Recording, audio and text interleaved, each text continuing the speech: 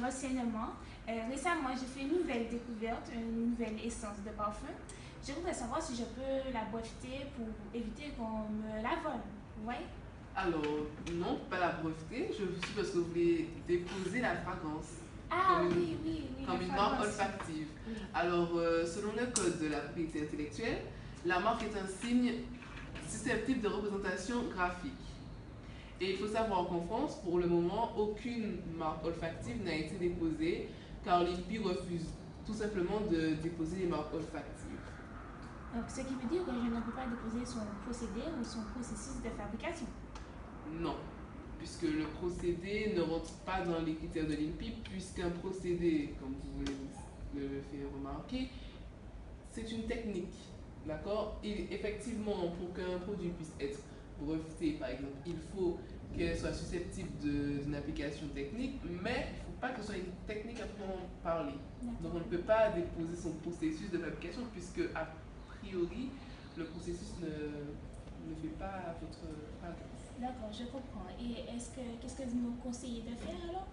Ce que je peux vous conseiller, c'est de déposer le dessin ou le modèle de votre emballage de parfum, le contenant de votre fragrance, à l'INPI, donc, à condition qu'elle soit bien évidemment nouvelle, licite, d'accord, et qu'elle ait un caractère propre, c'est-à-dire que ce soit quelque chose d'original, si je puis dire. Alors, ce type de protection est disponible pour 5 ans. Elle confère le droit dessus pour 5 ans et c'est renouvelable 5 fois. Ah, d'accord. Il est également possible de déposer la marque, votre marque, c'est-à-dire le nom sur lequel vous allez commercialiser votre parfum. Ce type de protection, par contre, vous confère un droit de 10 ans, renouvelable à vie. D'accord. Donc c'est intéressant. C'est voilà, très intéressant. Mais à condition qu'elle respecte 4 critères. Tout d'abord, qu'elle soit licite, bien évidemment, qu'elle soit non déceptive, descriptive, distinctive, pardon, et disponible. Oui. D'accord, c'est disponible, c'est-à-dire? C'est-à-dire qu'elle ne doit pas déjà être utilisée dans votre secteur d'activité. Ici, la parfumerie. Voilà, exactement. D'accord. Et si je me le fais voler, qu'est-ce qui se passe ou copier?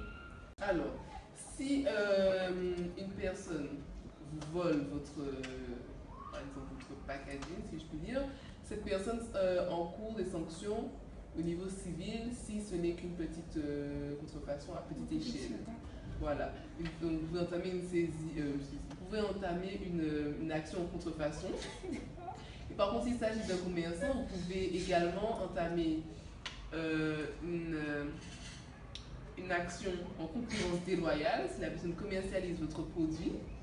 Et il sera même fait par le juge une saisie contrefaçon si cette contrefaçon est à grande échelle. D'accord, merci. S'il y a quelques problèmes, je vous recontacte. Il n'y a pas de souci, je suis à votre D'accord, disposition. au revoir. Au revoir. Bonne journée.